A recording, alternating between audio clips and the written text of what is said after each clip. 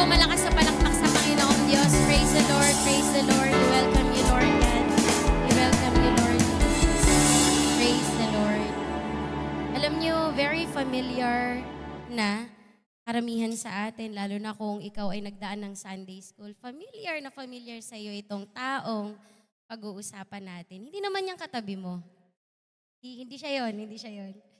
So, familiar na familiar ito, lalo na kung nag-Sunday School ka before.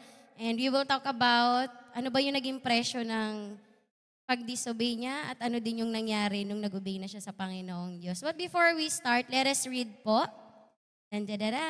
Jonah. In Jonah, chapter 1, muntik nang mabuo yung buong chapter 1, pero hindi ko na po sinama yung 17, kaya 1 to 16. Please read with me consistently po, no? Sabi dyan, the word of the Lord came to Jonah, son of Amittai. Go to the great city of Nineveh and preach against it, because its wickedness has come up before me. 3, but Jonah ran away. Sabihin mo nga, ran away from the Lord and headed for Tarshish. He went down to Joppa, where he found a ship bound for that port. After paying the fare, he went aboard and sailed for Tarshish to flee from the Lord. Then the Lord sent a great wind on the sea, and such a violent storm arose that the ship threatened to break up. Dami talaga nagbe-break up. All the sailors were afraid, and each cried out to his own God, and they threw the cargo into the sea to lighten the ship. But Jonah had gone below the deck, nasa ilalim siya ng barko, where he laid down and fell into a deep sleep, natutulog. Sabihin mo sa katabi mo, huwag kang matutulog ngayon, friend. Sisingilin ka, mahal, may aircon, di ba? So, huwag kang matulog. The captain went to him and said, "How can you sleep? Get up and call on your God. Maybe he will take notice of us so that we will not perish." Then the sailors said to each other, "Come, let us cast lots to find out who is responsible for this calamity." Nagpalabunutan sila. They cast lots and the lot fell on kanino? Kay Jonah. So they asked him, "Tell us, who is responsible for making all this trouble for us? What kind of work do you do? Where do you came from? What is your country? From what people are you?" Daig pa yung HR sa sunod-sunod na tanong, ano? He answered, "I am a Hebrew, and I worship the Lord, the God of heaven, who made the sea and the dry land." This terrified them, and they asked, "What have you done?" They knew he was running away from the Lord, because he had already told them so. The sea was getting rougher and rougher, so they asked him, "What should we do to you to make the sea calm down for us? Pick me up and throw me into the sea." Kaya niyo ba sabihin yon? Tapon niyo ako, and it will become calm. I know that it is my fault that this great storm has come upon you. 13, instead, the men did their best to row back to land, but they could not, for the sea grew even wilder than before. Then they cried out to the Lord, "Please, Lord, do not let us die for taking this man's life. Do not hold us accountable for killing an innocent man, for you, Lord, have done as you please." Then they took Jonah and threw him overboard, and the raging sea grew calm. And the men greatly feared the Lord, and they offered a sacrifice to the Lord and made vows to Him. Let us all pray. Panginoong Diyos, salamat kasi binigyan mo ulit kami ng pagkakataon na silayan ang kabutihan mo, maranasan ang habag at awa mo. And today na magkakasama kami ngayon, it is another chance to worship you, to give thanks to you and be grateful sa lahat ng ginagawa mo sa aming buhay at gagawin mo pa sa aming buhay. Pero Lord, lahat ng bagay may kondisyon. Before we can receive a fruitfulness and a blessing, the key is obedience. Tulungan mo kami, I pray, Lord, I pray. Tulungan mo kami na maging open ang aming puso, maging repentant, maging receptive, and at the same time, maging convicted kami sa katotohanan na nagmumula sa iyo. Gisingin mo kaming lahat kung kailangan mo kaming gisingin, Panginoon. Tulungan mo kami na maunawaan ano yung nais mong sabihin amin ngayon. Help us to not resist kung ano yung nais mong ipagawa sa amin. Kasi Lord, apart from you, we are truly nothing at all. Samahan mo kami, tuloy na itago mo ako sa inyong likuran, Panginoong Diyos. Ikaw lang yung marinig, make me your mouthpiece, Panginoon. Marami pong salamat. You all the glory, honor. In Jesus' name, amen and amen. Mari na po silang magsiupo, mga kapatid.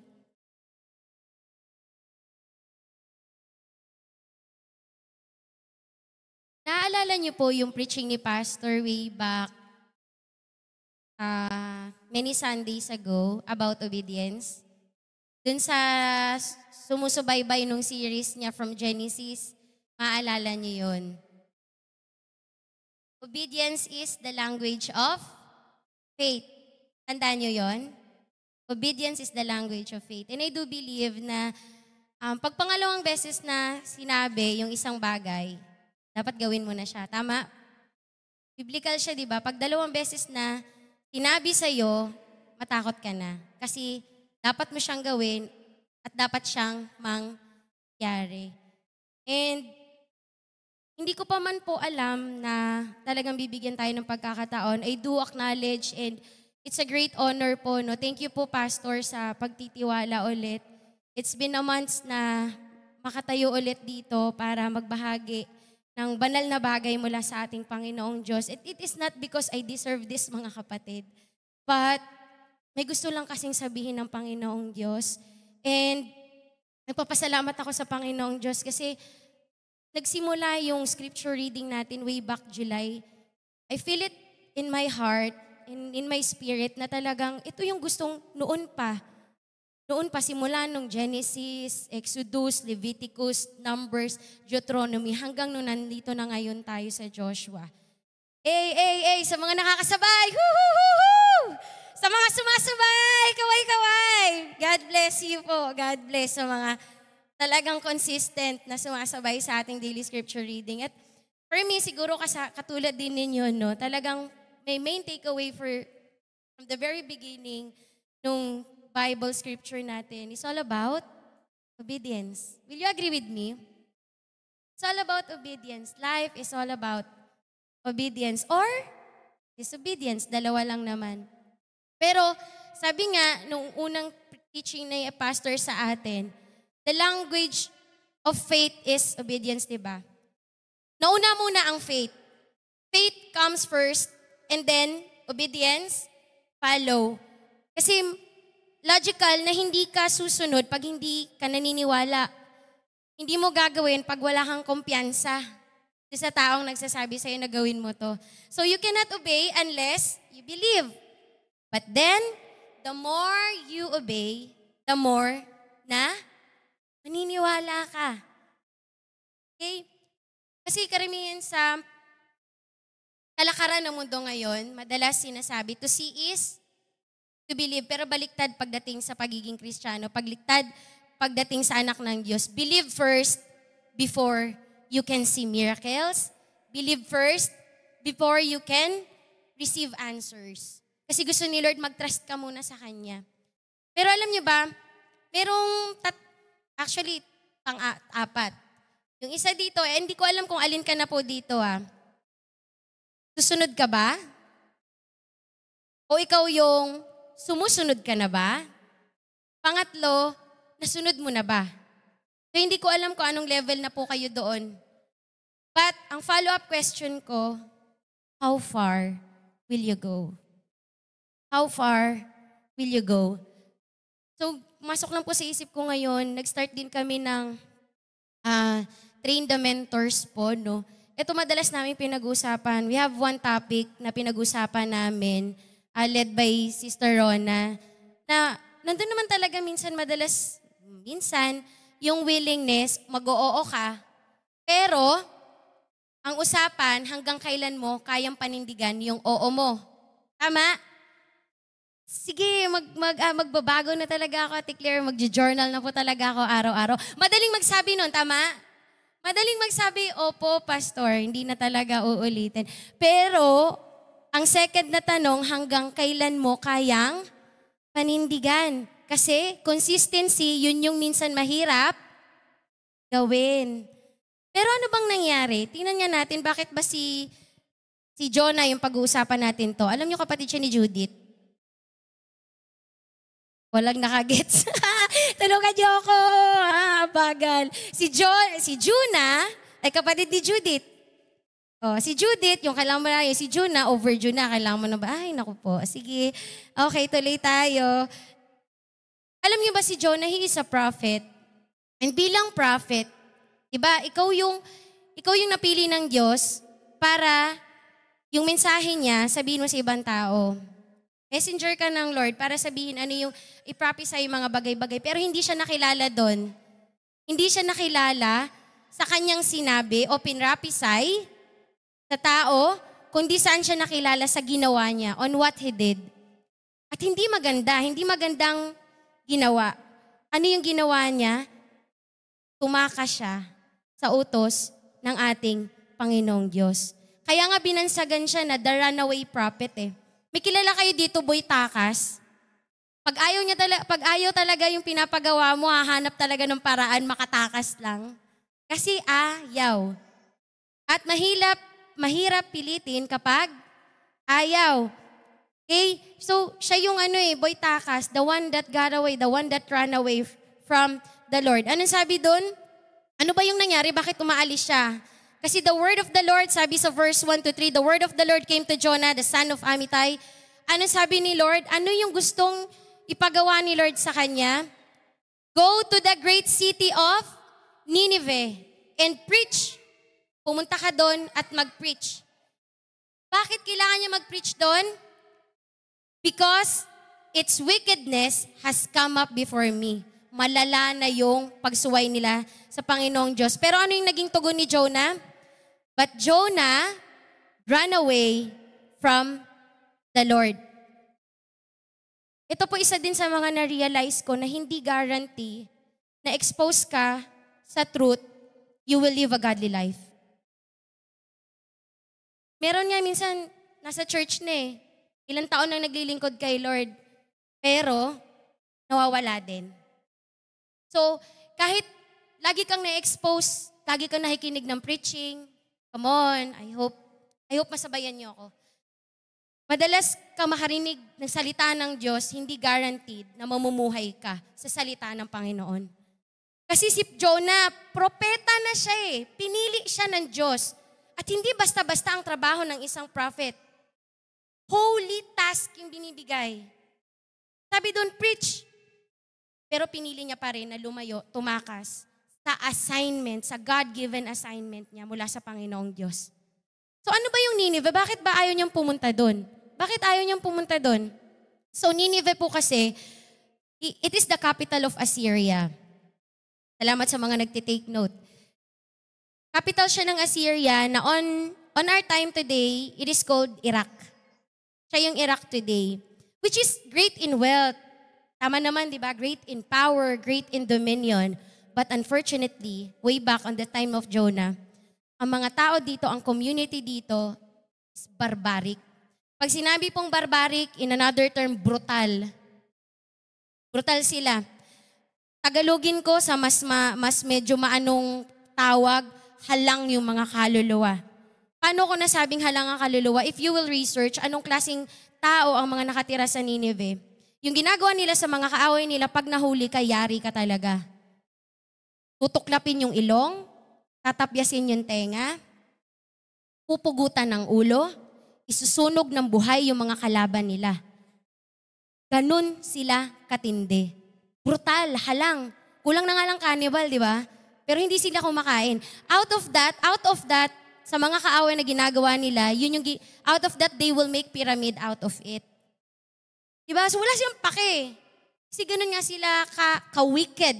Ganun ka-wicked ang community ng Nineveh. Kaya no wonder na ayaw pumunta ni Jonah at i-preach yung repentance na gustong sabihin ng Panginoong Diyos through him. Kasi para sa kanya,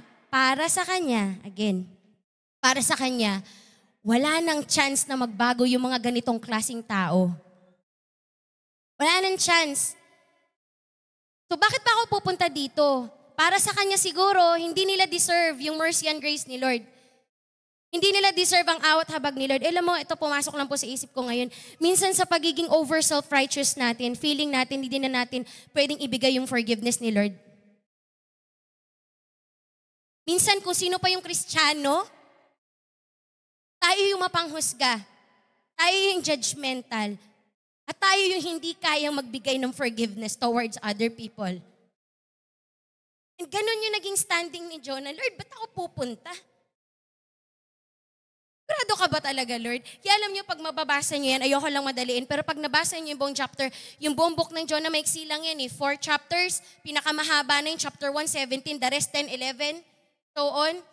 Pinakadulo dun, sabi niya, Lord, bakit mo pinatawad? Sinumbatan niya pa si... Lakas talaga ng loob, no? Sinumbatan niya pa si Lord. Pero ganito, diba? Ano-ano ba yung... How can we differentiate? Alam ko, ilang araw, ilang linggo, ilang gabi na nating pinag-aaralan out of our takeaways. Minsan pare-pareho tayo ng nare-receive na mensahe mula sa Panginoong Diyos. All about obedience and ano yung nangyayari sa taong nagdi-disobey sa Panginoong Diyos. So what happened? Obedience versus disobedience. Sabi ko nga sa inyo, palasak na sa tenga nyo to eh. Pero sabi ko nga, kapag paulit-ulit na sinasabi ni Lord yung mensahe, ibig sabihin hindi ka natututo. Ibig sabihin hindi pa talaga lahat ginagawa. Hindi pa talaga lahat nagtitake away, pero Lord, magtitake away na po sila mamaya. Diba? Hindi ulitin sa'yo yung bagay na ipapagawa sa'yo, not unless nagawa mo na siya talaga. Sinunod mo na siya talaga. So number 1, what happened? Pag nag-obey ka, there's reconciliation. At kapag nag-disobey ka, there's separation.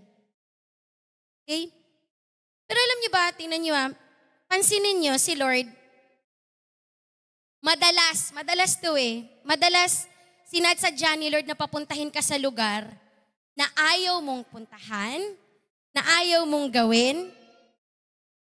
Bakit kaya? Bakit kaya? Natanong niyo ba minsan, bakit nangyari na ba yun sa inyo? O sa akin lang? O sa iba lang?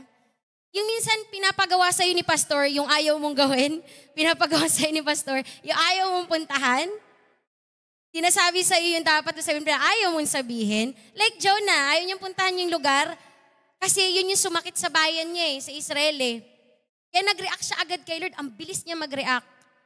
At tumakas siya sa Panginoong Diyos. So, he separate his ways. Mas pinili niyang lumayo sa Panginoong Diyos. So, gaya ni Jonah, what are you running away today?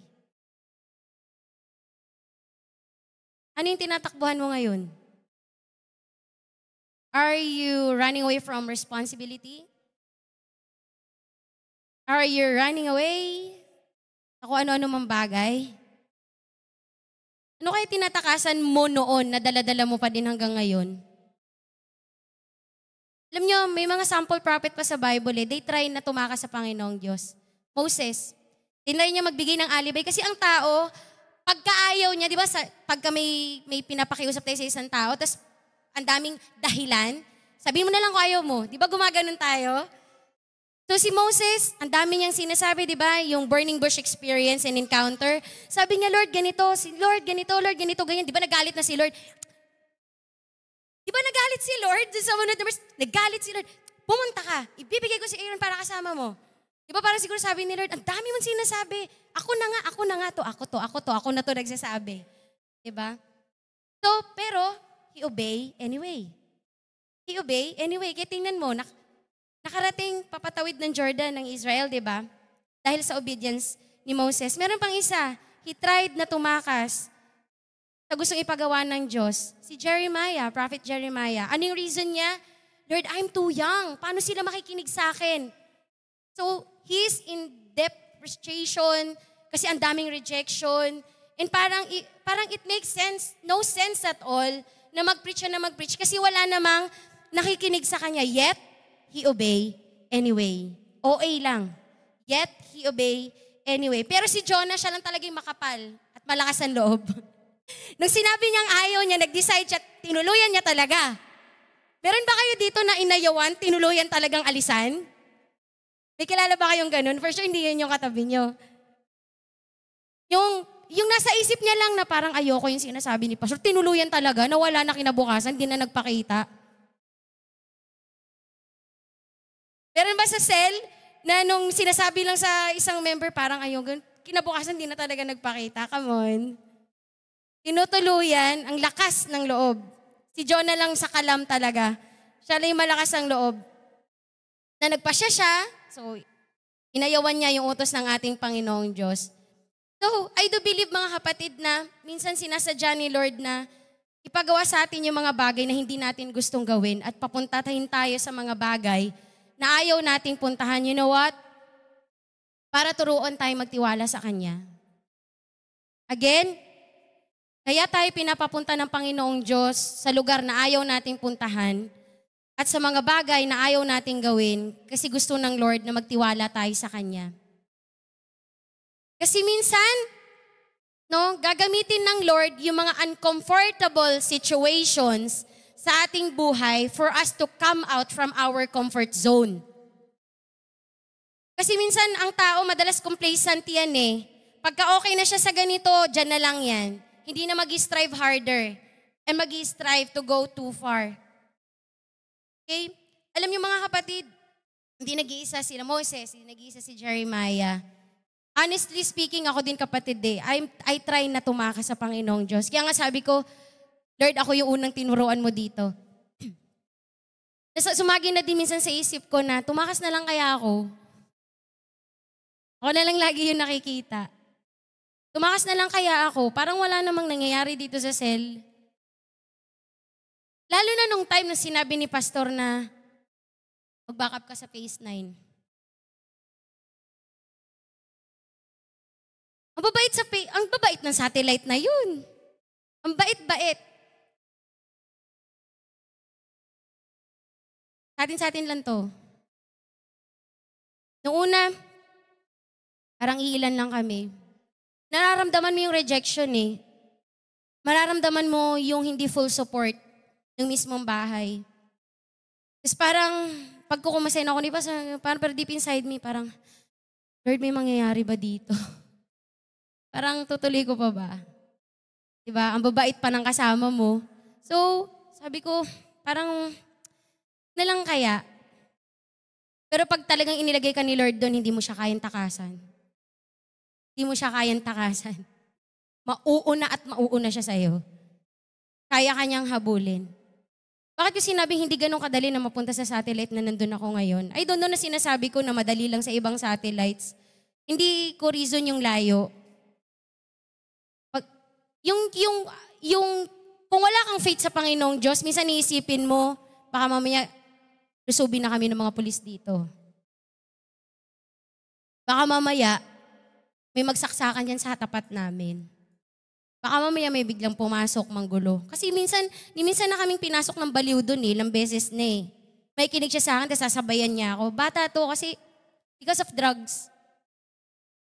Pero kailangan kong maging matibay eh. Kaya hindi ako pwedeng pumunta doon na hindi ako full of prayer. Na hindi ko din ni-ready yung sarili ko. Kasi baka ako yung ma-overwhelm. Pero hindi pwede. As a leader, hindi pa pwede. Hindi pa pwedeng magpapakita ako ng kahinaan. Hindi pa pwede. At salamat na lang kay Lord na binigyan niya ako ng ganitong klaseng strong personality para ilagay dun sa lugar na yun. Kasi may purpose lahat eh. Na ginagawa ng Panginoong Diyos. So kagaya ni Moses, kagaya ni Jeremiah, muntik nang maging Jonah, I tried na, takas na lang kaya ako. Parang mas matiwasay pa yung buhay. Pero look, where we are right now. Kung tumakas ako kay Lord, may pamilya ba masasalba?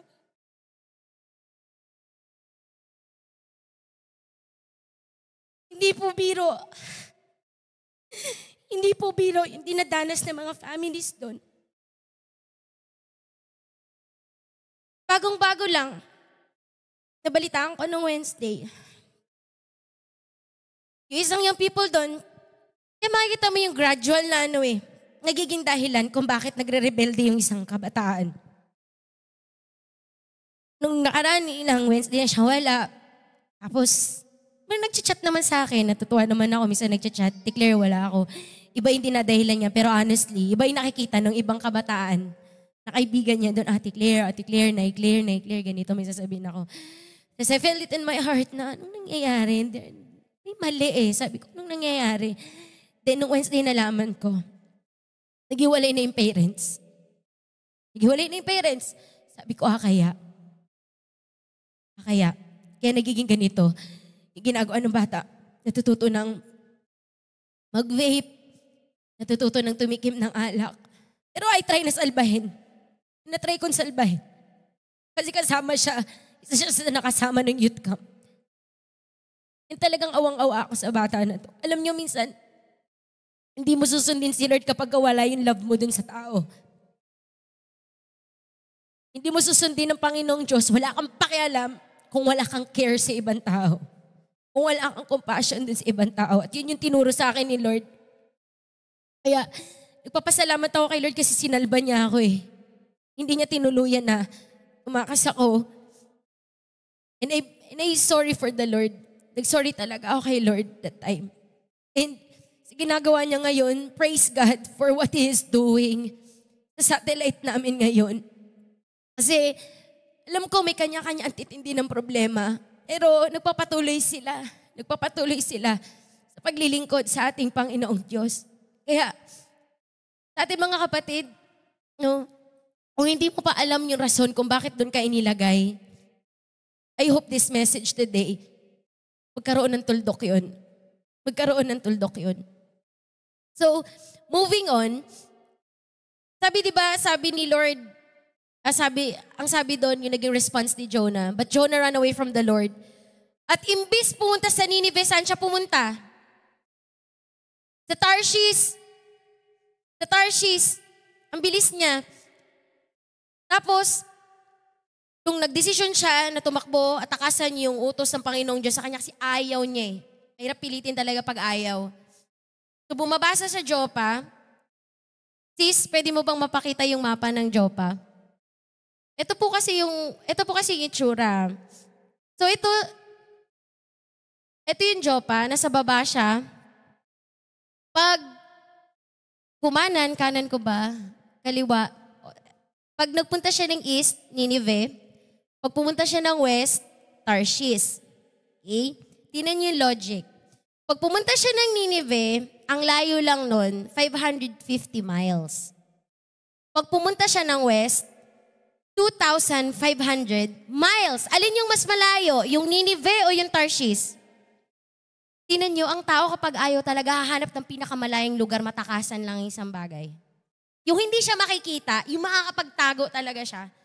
So si Jonah, nagbayad siya. Di, mas malaki ang babayaran niya dyan. Tama, di ba? Mas malaki yung babayaran niyang plete dyan. Kasi mas malayo ang Tarshish compare sa Nineveh. Mas malayo siya. So you get the point? Pag sumunod siya sa Panginoon, mas maiksi ang biyahe. Pag sumuway siya sa Panginoon, mas mahaba ang biyahe. Remember what happened to Israel? Ilang days lang dapat nilang lalakbayin yung wilderness papunta sa promised land. Diba? Naging 40 years yung days lang dapat.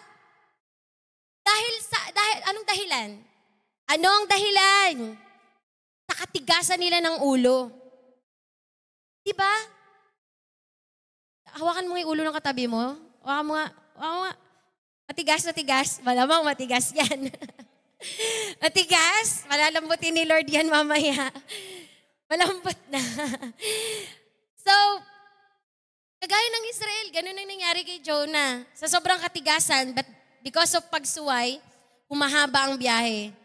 Naranasan mo na ba yun sa buhay mo na dapat marireceive mo na yung pagpapala ni Lord today, pero dahil hindi ka nakinig, umabot ng 5 buwan, 1 taon, kasi hindi ka nakinig, nadidelay, yung gustong gawin ni Lord sa'yo, kasi pinapadilim mo din ang pinapadili yung pagtrabaho at pagganap nung ginapagawa niya sa'yo. So, pangalawa, obedience versus disobedience. There's blessing in obedience. Amen? Amen? Can you shout amen? Pero pag disobedience ka, asahan mo may curse. Asahan mo masisira talaga buhay mo. Asahan mo yan. Okay? Pag may obedience, ang blessing, alam niyo yung pwedeng ma-identify sa klase ng blessing, sa mga disobedience, net-breaking harvest. Yung lalagyan mo yung susuko sa blessing kapag si Lord ang nagpala sa'yo dahil obedient ka. Pero, hindi mo din kakayanin ang gagawin ni Lord sa buhay mo kapag ikaw ay naging disobedient. Okay? So, tandaan natin, where God guides, He will provide. When there is vision, there is already a provision. Pag sumunod ka kay Lord, pupunan niya lahat ng wala ka, yung kakulangan mo, pupunan niya yun. Pupunan niya yun lahat. Pero pag ikaw naman ay sumuway, gagawin din Lord lahat ng kaparaanan eh. Para ma-remind ka lang na, hey, hindi yan yung barko mo. Hindi yan yung direction mo. Okay? Tapos alam mo ba, kasi itong tao mas nagiging creative pag gustong umalis. Mas nagiging creative pag gustong tumakas. Gagawin lahat talaga ng kaparaanan, mas gagastos pa yan. Makasuway lang. Parang kagaya ni Jonah, mas gumastos, mas magbayad ng malaki, makatakas lang siya sa Panginoong Diyos. Diba? Sa pinakamalayong lugar na as if naman hindi siya kita ni Lord, as if naman hindi ka kayang habulin ng Panginoong Diyos. Kasi sabi ko nga, He is the beginning, He is the future, alam niya na. Pero alam niyo ba yung susi para magkaroon ng blessing ang obedience mo? It starts in surrender. Pagsuko at pagsunod. Pagsuko at pagsunod. Hindi pa pwedeng sumuko ka lang pero hindi ka naman sumunod. Hindi pa pwedeng sumunod ka nga, pilit kasi walang total surrender. Hindi pa pwedeng hindi magkasama yung dalawang yun. Pagsuko at pagsunod. At sa pagsunod, sa pag-obey sa Panginoong Diyos, there's price. You will pay a price. Sa pagsunod, may sacrifice, mga kapatid. Sino po gusto ng blessing? Taas kamay. Lahat naman tayo, di ba? Wala ditong may ayaw ng blessing. Yung tipong, yung buhay mo, going always to the next level type of living. Yung next level blessing palagi. Pero, wag na wag yung kakalimutan na ang next level living requires a next level sacrifice. Okay, bigyan ako ng example. Yung blessing na inihanda ni Lord sa'yo, na mas malaki sa tinatamasa mo ngayon, hindi mo matatanggap yon, hindi mo matatanggap yon kung magsisettle ka sa the same level na kung nasaan ka ngayon. Kailangan kung ano yung ginagawa mo ngayong sacrifice para makuha mo yung next level blessing, angatan mo din yung sacrifice mo. Angatan mo din yung commitment mo. Because next level blessing requires a next level sacrifice, requires a next level commitment, requires a next level dedication.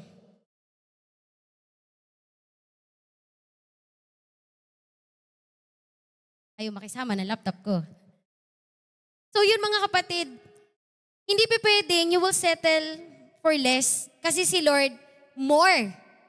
Don't settle for anything less kasi si Lord, there's something more in store for you.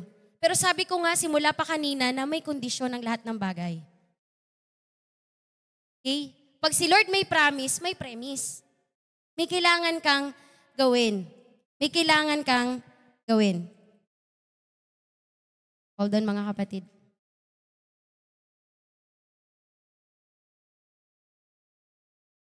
So, ano bang mangyayari kapag may disobedient kang anak ng Panginoong Diyos? Disobedience will cost you more. Mas magastos. Mas magastos. Parang ganito, si Kuya Ezra ganito siya eh. Nasa kanya ko natutunan na, yung bumili ka na ng original, kaysa sa yung bumili ka ng peke, na kapag nasira, bibili, mayat maya ka bibili. Compare dun sa original na, it will long last. Kasi mas gagastos ka ng mahal kapag yung mga hindi naman ganun katibay, yung bibilin mo. Bumili ka ngayon, bibili ka na naman. So pag sinum up mo yan lahat, mas naging magastos yung pagbili mo doon sa isang bagay. So mas magastos talaga mga kapatid pag dinedelay mo yung pag-obey mo sa Panginoong Diyos. At disobedience creates confusions. It creates conflicts. Kaya yung nagkaroon ng separation, nagkaroon sila ng conflict. Diba? Nakasira pa siya ng buhay ng iba. It gives way to loss, it gives way to pain, it gives way to regret, it gives way to disaster. Shipwreck. Shipwreck. So alam nyo ba, mas malaking effort talaga yung gagawin mo, makatakas ka lang eh. Kasi si Jonah, mas pinili pa yung mas malayo. Makatakas lang sa Panginoong Diyos. Diba? Tandaan natin that if we obey, He will always open the way. Kung susunod ka lang. Bakit? Because He is the way. He is the way, the truth, and the life. Diba? Wala nang iba pa. Wala nang ibang kaparaanan kundi si Lord lang. At alam niyo, pag nag-obey ka, hindi ka pababayaan ng Panginoong Diyos.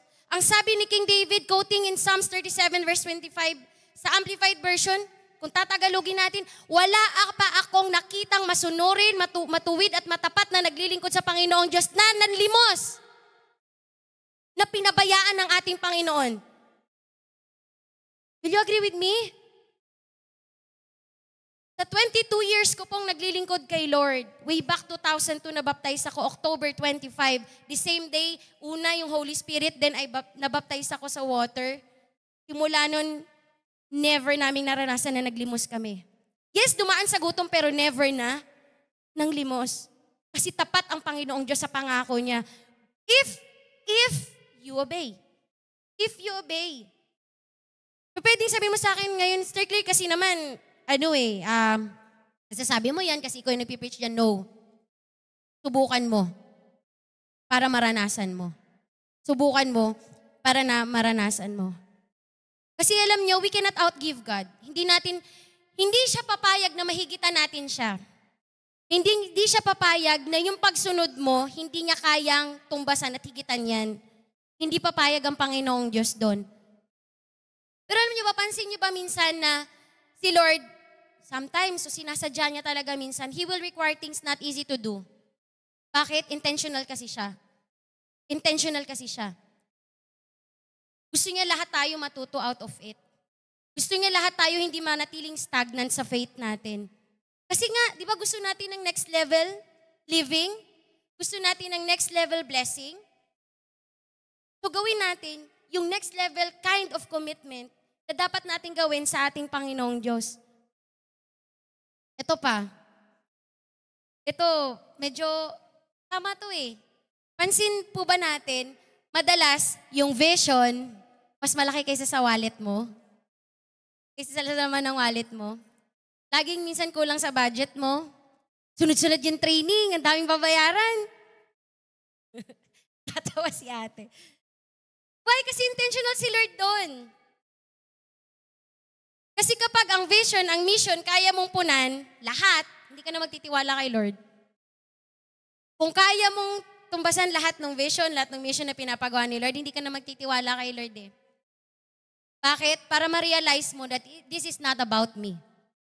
This is not about me anymore. This is all about His kingdom. This is all about the advancement of God's kingdom. Okay? Hindi madaling maging Kristiyano. Hindi mahirap din maging Kristiyano, napakahirap. Kasi kung madali lang, marami tayo ngayon dito. Kasi kung madali lang, maraming nagpapatuloy sa Panginoong Diyos. Kung madali. Pero sabi ko nga, may mga conditions si Lord eh. Pero kahit hindi madali, pero at least man lang sinubukan mo. Sinubukan mo man lang. Huwag na nating niliw. Sinabi ni Lord, give your tithes and offering and He will open the floodgates of heaven.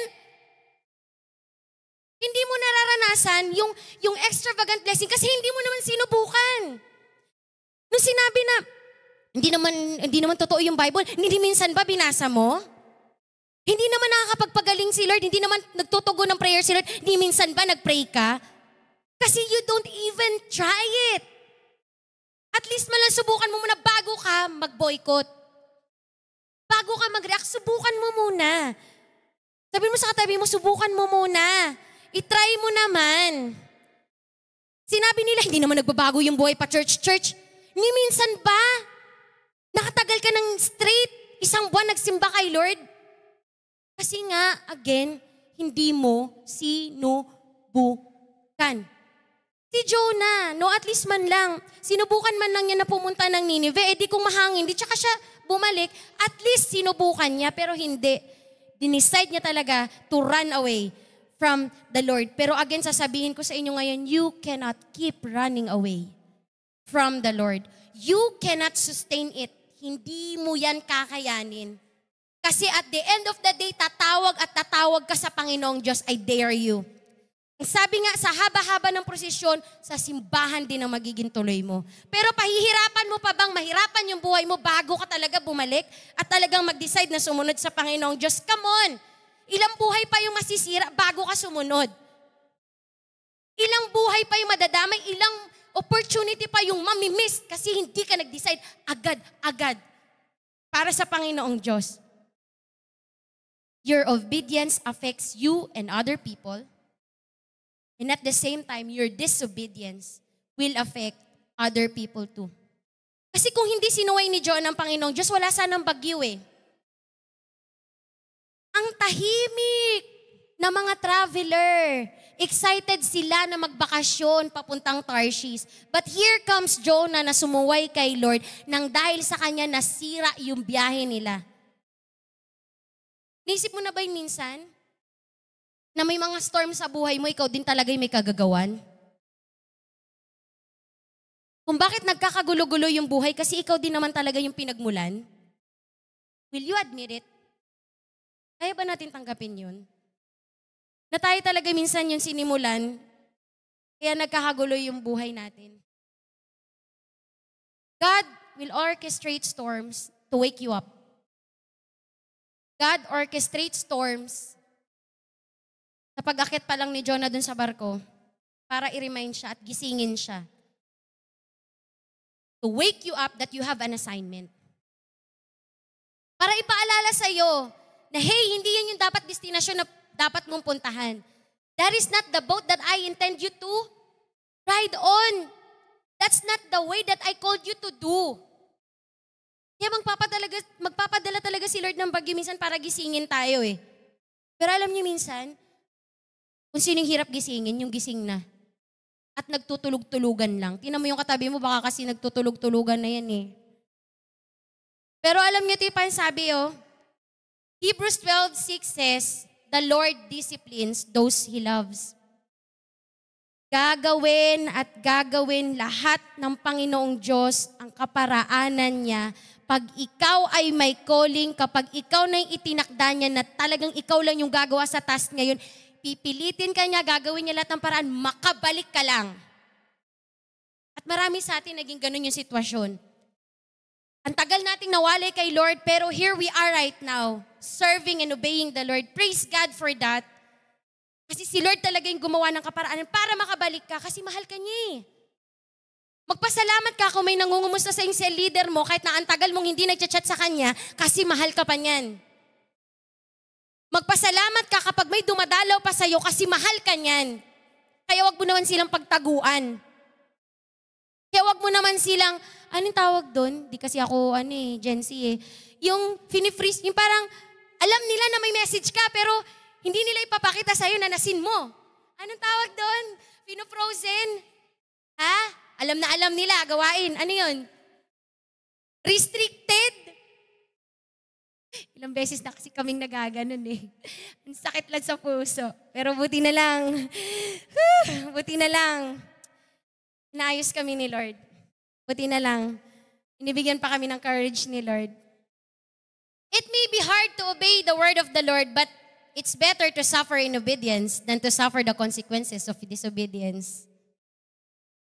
Mas maganda na yung mag-sacrifice ka, mawala lahat sa iyo na naglilingkod ka sa Panginoong Diyos kasi sureball ka sa kalalagyan mo. Pero yung sumuway ka kay Lord, may kalalagyan ka din talaga. May kalalagyan ka din talaga, umasa ka. Hindi man agad-agad, gradual, pero meron at merong mangyayari para ipaalala sa iyo, hey, that's wrong anak. Hey anak, that's wrong. Hindi na yan maganda. Hey anak, naliligaw ka na, hindi talaga yan yun. Hindi Tarshish ang punta mo, dito ka sa Nineveh. Okay? Number 3, may transformation kapag nag-obey ka kay Lord eh. May totoong transformation. May makikita talagang changes happens. Pagka nag-obey ka kay Lord. Pero kapag nag-disobey ka kay Lord, you become indifferent. Yung mga bagay na ginagawa mo dati, hindi mo na ginagawa. At nagiging cold ka na. Nung una, medyo seryoso ka pagpapasok ng church, dati excited ka. Sumunod, medyo nagpapalate-late ka na. Sumunod, hindi ka na nagpe-prayer meeting. Sumunod, hindi ka na sumasagot sa chat. Gradually, no, paunti-unti, nagiging indifferent yung kilos mo. Nagiging indifferent na yung response mo sa isang bagay. Kasi nga, the bottom line of everything, may gusto ka ng takasan. Ayaw mo na kasi. Ayaw mo na kasi. Pero ano kaya, no? The moment na umayaw tayo, tanggalan din tayo ni Lord ng buhay. Kaya ba natin yun? Buti na lang ang habag ni Lord, no? Kasi dati way back sa time ng Israel, bubuka ang lupa pag nag-disobey ka eh. Kakainin ka ng lupa. Diba? Patay agad. Wala nang tawag doon, wala nang litis-litis. Wala nang usap-usap, patay kung patay. Pero ngayon, nakita mo yung katabi mo? Diba? Ilang beses ng Indian yan? Ilang beses ni-reject si Lord yan? Pero tingnan mo naman, hanggang ngayon nandito siya. God is good, yes. And God is so gracious. Binibigyan niya pa tayo ng chance na mag-transform pa talaga. Kasi feeling ko hindi pa talaga lahat sa atin fully natatransform. Hindi pa talaga fully natatransform yung isip, yung puso. Hindi pa talaga eh.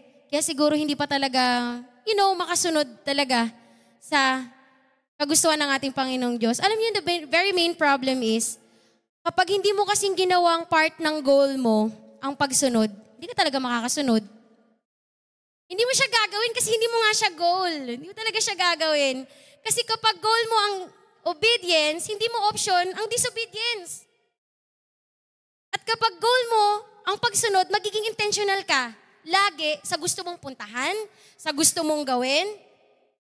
Ang hirap kasi karamihan sa atin ngayon. May kilala kayong Khaled Karen? Kilala kayong Khaled Karen? Yung kahit saan mo yayain, go lang ng go. Kasi wala naman siyang plano on that day. Kaya pag niyaya mo, kaya saan niya, sige, tara. Pero ang taong may plano at intentional sa lahat niyang gagawin, no, meron kasi akong plano ngayon. Hindi mo yan mayayaya kahit anong pilit mo dyan. Tama. Kasi intentional siya sa lahat ng gusto niyang gawin at sa lahat ng gusto niyang puntahan. At ito pa, ano po yung matinding dahilan kung bakit ayaw sumunod ng isang Kristiyano o ng isang tao o ayaw mag-surrender sa Panginoong Diyos? Tanungin niyo po ako, ano yon? Kasi kapag sumunod tayo, may mga bagay na in-enjoy natin ngayon na hindi na natin ma-enjoy kapag sumunod na tayo sa Panginoong Diyos. Tama ba? May mga bagay na ini-enjoy mo ngayon na ayaw ni Lord na hindi mo na ma-enjoy kasi kailangan mo na siyang iwan. Kailangan mo na siyang bitawan. Nakakita na ba kayo ng gustong ma-promote pero laging late pumasok? May nakakita na ba kayo na gusto ng ministry pero hindi nagpapakatino? Gusto ng ministry. Pero ayaw sumunod. May kakilala din ba kayong gusto ng blessing ni Lord? Pero blessing lang ang gusto. Ayaw nung sacrifice ng obedience. Ganun po kasi tayong mga tao and I will end up on this one. Ganun tayo madalas eh. Ang problema sa ating mga tao, gusto lang natin pagpapala ni Lord. Pero pag sinabi na Lord, ito, sige, gusto mo, ito gawin mo. Unti-unti, yung mahabang pila na nababawasan. Iilan na lang talaga yung gustong matira. Kasi hindi na kayang sumunod at hindi kaya talagang magsakripisyo at iwan ang lahat para sa Panginoong Diyos. Anong nangyari? Verse 4 to 5. Nung tinapon nila si Jonah, huminto ba yung storm? Huminto po ba yung storm? No, mali. Nung tinapon nila yung bagahe, huminto ba storm? Nung nagbawas sila ng bagahe? Hindi eh. Kasi minsan, ang mga bagay na spiritual, hindi mo kayang dalhin ng natural reasoning lang. Hindi kaya ng human effort lang ang mga bagay na spiritual. Pansin niyo ba minsan na ayaw umalis ng storm sa buhay niyo kasi yung bagay na talagang dapat alisin, hindi yun yung inaalis ninyo. Pero nung tinapon na nila si Jonah, sabi nung captain, Brad, confirm siya talaga. Siya talaga yung dahilan. Ayan, no, nawala. Na-realize niyo pa minsan na yung tinapon niyo at iniwan niyo isang bagay, biglang kumalma yung buhay. At doon yun na na-realize na yun pala talaga yung problema. Kasi baka mayroong mga bagay sa atin ngayon na nagiging dahilan, bakit hindi tayo makasunod kay Lord? Kasi ayaw mo siyang bitawan eh. Or other way, gusto mong takasan. Gusto mong takasan. Gusto mo pasimba-simba lang pero ayaw mo ng responsibility. Gusto mo ng pasimba-simba lang pero ayaw mo ng commitment. Pero paalala ko lang mga kapatid, the moment that you gave your life in your water baptism, you said, yes, Lord. From that moment on, sinabi mo si Lord na magkakaroon ng control ng buhay mo. But why right now? Bakit parang umaayaw ka na?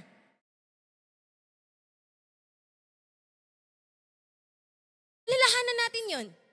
Nung nagpabautismo ka kay Lord, sabi mo, nag-oo ka dun sa nagbautismo sa'yo, mula ba sa araw na to, si Jesus na ang magiging Lord and Savior at magkokontrol ng buhay mo? Opo. Pero where you are right now? Where you are right now? As we stand up,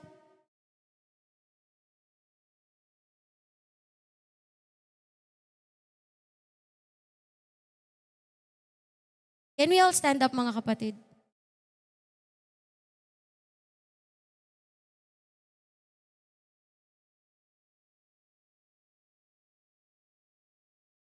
Hindi magiging kalmado at aalis yung storm sa buhay mo hanggat hindi mo itinatapon yung Jonah ng buhay mo. Sabihin mo sa katabi mo, itapon mo na yan. Hindi ko sinabi mga kamamaya, itapon nyo dun sa may creek yung katabi mo Kidding aside mga kapatid, let's be serious with this. Kasi alam nyo po, ang susi talaga sa pag-obey sa Panginoong Diyos, along with faith, along with trust sa Panginoon, is yung totoong pagsuko sa Panginoong Diyos. Sabi ni Lord, Jonah yan. Overdue na yan sa buhay mo, itapon mo na. Kailan pa pag wala ka ng buhay? Kailan pa pagka wala ka ng hininga? Tandaan mo may mga anak na nakatingin sa'yo. May susunod na generation na pwedeng maapektuhan ng pagsunod or either way pag-disobey mo sa Panginoong Diyos. You know what happened to Israel? Hindi because dahil mabait sila kaya nila naranasan yung promise ni Lord, but because sa mga ninuno nila na sumunod sa Panginoon. Nakatingin yung mga cell members mo sa'yo. Nakatingin sa'yo yung magulang mo, nakatingin sa'yo yung kapatid mo. Gusto mong ma-bless ni Lord pero hindi ka naman sumusunod. Oh, come on. You should pay the price of obedience. You should commit first. You should do your sacrifice. At kailangan isurrender mo talaga yung buhay mo sa Panginoong Diyos. Hindi bukas, hindi sa susunod na araw, kundi ngayon. Anong gusto mo? Makarating ka sa Nineveh na gamit ang bangka o makarating ka sa Nineveh mo na kinain ng malaking isda? Mamili ka dun sa dalawa.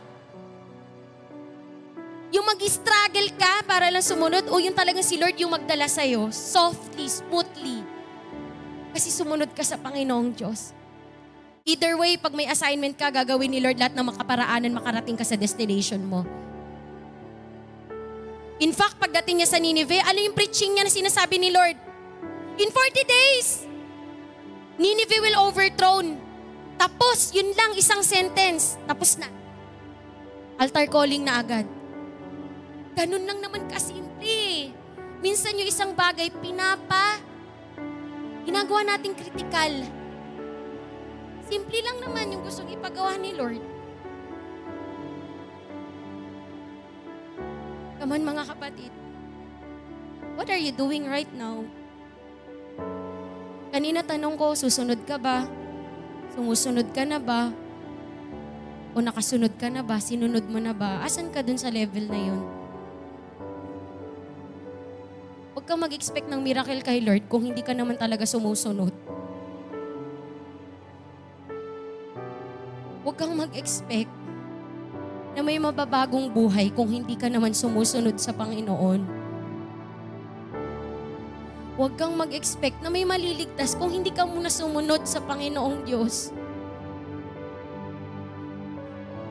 Alam niyo yung katumbas ng hindi mo pagsunod kay Lord. Maraming buhay yung mawawala. Maraming buhay yung madadamay pag hindi ka sumunod sa Panginoon.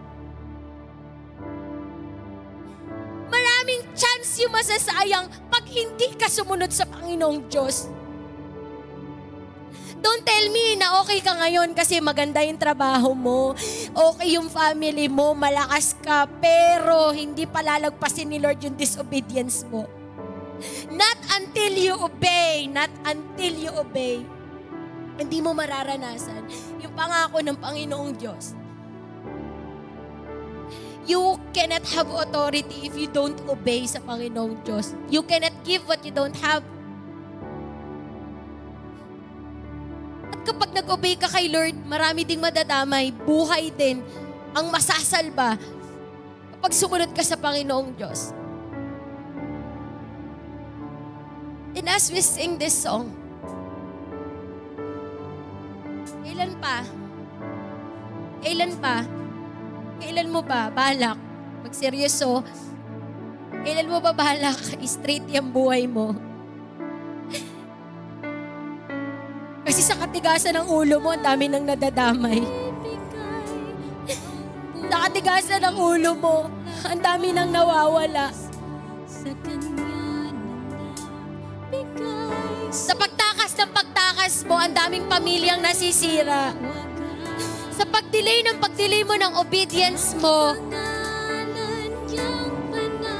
may generation na maapektuhan. Kailan? Hanggang kailan mo kayang takasan si Lord? Hanggang kailan mo kayang hindi gawin yung pinapagawa ni Lord sa iyo? Yes, mahirap sumunod, pero mas mahirap pag may nadamay sa hindi mo pagsunod. Kung ako yung tatanungin, mas malaki na sana yung church, mas malami na dapat pamilyang nagsasamba at naglilingkod kay Lord at tumanggap kay Lord. Kung noon pa man, sumunod ka na. Kung noon pa lang, nakinig ka. Kung noon pa lang, binigay mo na yung buhay mo. Kung noon pa lang ginawa mo na, kaya mo ba? Hanggang kailan mo kakayanin? You cannot sustain it, kapatid. You cannot sustain it running away from your God-given assignment. You cannot. Magigising ka na lang isang araw, wala na palang chance. Gusto mo ba yun? Magigising ka na lang isang araw, sirang-sira ka na. Pero ang good news, mga kapatid, the moment that you repent and ask forgiveness kay Lord at mag-decide to surrender everything to Jesus, grabe ang gagawin niya through you. Grabe ang gagawin niya sa pamamagitan mo. But obey first. Obey first before you complain. Obey first. Obey first. Obey anyway. Obey anyway. Obey anyway. Hallelujah. Hallelujah. Jesus. Kailan ba kaya maglilingkod sa Diyos?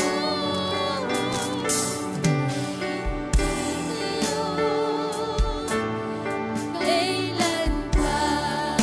At kung ang araw mo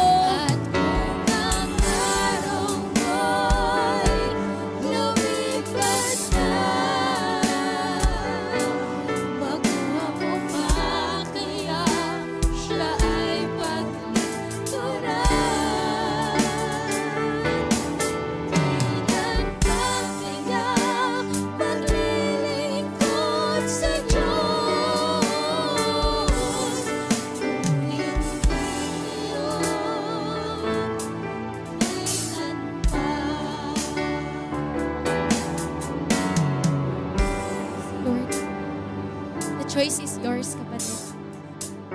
The choice is yours.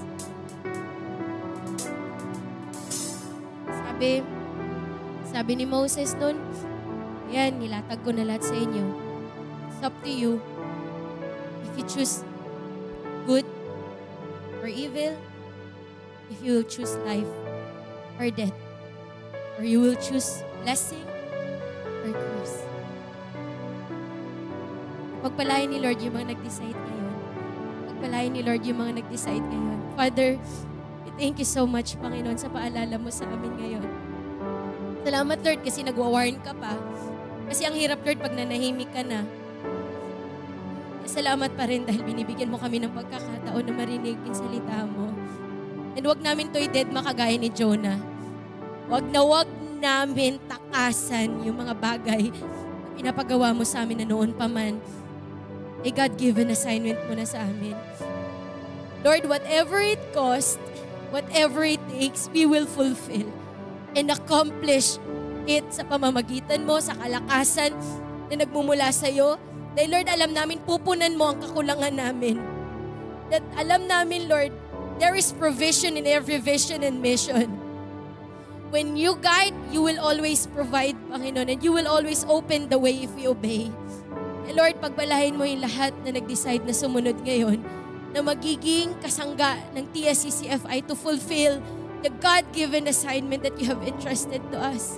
At mamuhay kami na pinagpapala, Panginoong Diyos, dahil kami ay patuloy na sumuko na at sumusunod sa iyo, Panginoon. To you all the glory, honor, and praises in Jesus' name. Amen and amen.